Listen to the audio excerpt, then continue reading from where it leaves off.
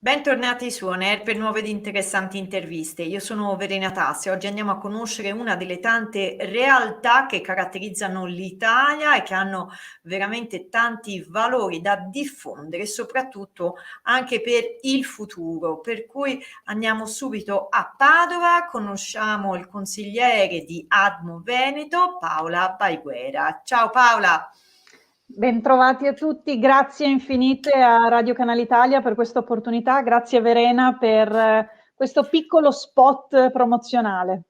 Sicuramente, perché poi bisogna sempre aumentare e continuare proprio inesorabilmente a far conoscere e a diffondere. In questo caso parliamo di Admo Veneto. Di quale associazione si tratta, Paola?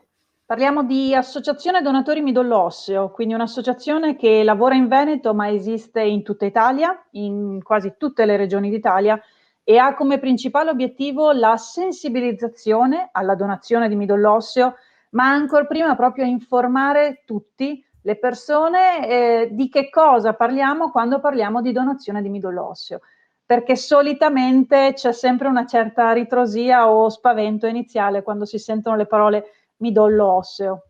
Ecco, innanzitutto spieghiamo, e questo mi sembra un po' l'errore comune che spesso viene fatto, la differenza che c'è tra midollo osseo e midollo spinale, giusto Paola? Centrato il problema, è proprio tutto qui. Sì, infatti la prima cosa che chiediamo anche ai ragazzi, ad esempio, non è tanto che cosa sia, ma dove si trova. Dove si trova questo midollo osseo? Perché non è assolutamente da confondere con il midollo spinale che non si può donare, non si può ricevere ed è la nostra centralina elettrica che ci permette di camminare e di respirare. Quando invece parliamo di midollo osseo, parliamo delle cellule che sono all'interno delle ossa piatte e ossa lunghe del nostro corpo, che in ogni istante producono le cellule del sangue. Quindi è un aspetto molto molto importante, come quando parliamo di donazione di sangue e l'importanza dei donatori di sangue. Siamo noi stessi che possiamo produrlo, ma lo produciamo grazie all'attività continua delle cellule staminali emopoietiche. Questo è il termine scientifico del midollo osseo. Direi che già questo dovrebbe aprire e anche risolvere molti dubbi e paure, perché spesso credo che quando si sente parlare appunto di midollo osseo venga confuso giustamente con quello spinale, quindi c'è già una certa ritrosia, quando in realtà Paola si parla appunto di un aspetto completamente diverso di anche determinate produzioni che vengono fatte appunto dalle ossa, come stavi spiegando te. In generale, Paola, qual è il procedimento anche per poter aderire a questo tipo di associazione e quindi rendersi disponibili come donatore? Sì, ricordiamo appunto che la donazione di cellule a questo punto avviene esattamente come una donazione di plasma, è un procedimento che avviene in totale sicurezza in ospedale con dei medici e gli infermieri che sono a nostra disposizione. Ma la particolarità che ADMO vuole sempre sottolineare è che si possono donare le cellule solo se si è compatibili con la persona che aspetta un trapianto. Siamo nel mondo dell'ematologia, delle malattie del sangue, per rendere i concetti molto semplici. In Italia ci sono più di 1800 persone in attesa di un trapianto. Noi qui a Padova in questo momento stiamo accompagnando 2 persone in particolare, ma davvero in tutta Italia ci sono persone che aspettano, lo chiamiamo il proprio match, il proprio tipo giusto, perché parlando Ecco. di cellule parliamo di compatibilità genetica.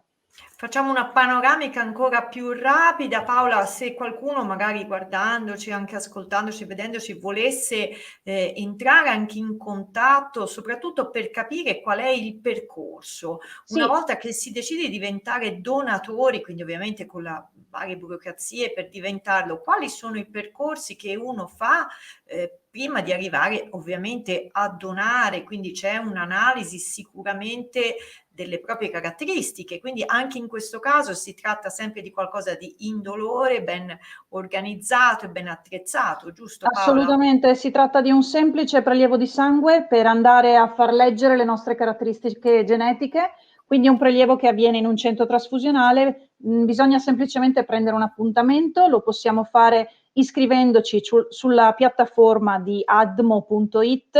Per chi è nel Veneto, admoveneto.it, si trova proprio la pagina dedicata all'iscrizione, quindi è la pagina iscriviti. Permettimi, Verena, però di sottolineare una cosa importantissima. Ci si può candidare come potenziali donatori, quindi entrare in una banca dati dove si va a cercare la compatibilità solo fra i 18 e i 35 anni. Assolutamente sì. Quindi questa è una gara, è una corsa contro il tempo per andare a sensibilizzare tutti quei giovani che dicono vabbè, ci penserò, mentre per donare il sangue c'è più tempo perché si può fare l'idoneità fino a 60 anni. Quello che noi abbiamo bisogno di dire a tutti i giovani, e speriamo che appunto anche Radio Canale Italia ci aiuti in questo, è informatevi. Il primo passo è davvero sapere che il midollo osseo sono cellule che si possono totalmente donare e in sicurezza, e sono l'alternativa, spesso l'unica, per chi è in attesa di rinascere. Quindi a maggior ragione direi proprio, guarda, hashtag no midollo spinale ma sì, osseo ADMO Veneto, e soprattutto hashtag 1835 ADMO Veneto, in modo tale, Paola, che quando andrai anche a condividere tu questi vari hashtag anche sui social dove siete presenti proprio con ADMO Veneto, non solo Facebook, Instagram, ma anche YouTube, proprio per far dare anche più peso e valenza a questa bellissima attività, utilissima soprattutto. Chi già vi conosce andrà con piacere a condividere il video, chi magari volesse approfondire lo può fare andando anche, come dicevi tu, su atmoveneto.it, e risottolineiamo non solo la fascia d'età ma l'importanza del destinatario, che insomma sono a loro volta in parte mano nostra, visto che possiamo aiutarli. Paola, grazie sì, mille. noi diciamo che tutti possono fare la loro parte del dono, quindi diventare donatori di midollo osseo è per i 18-35 anni. Chi ha già superato questa età può aiutarci, farsi donatore di informazioni, aiutarci nella divulgazione, e oggi voi ci avete permesso questo, quindi grazie mille dell'opportunità. Con molto piacere, grazie a voi e buon lavoro. Grazie. Bene, io sono Verena Tazzi, questo è NER, rimanete qui per nuove ed interessanti interviste.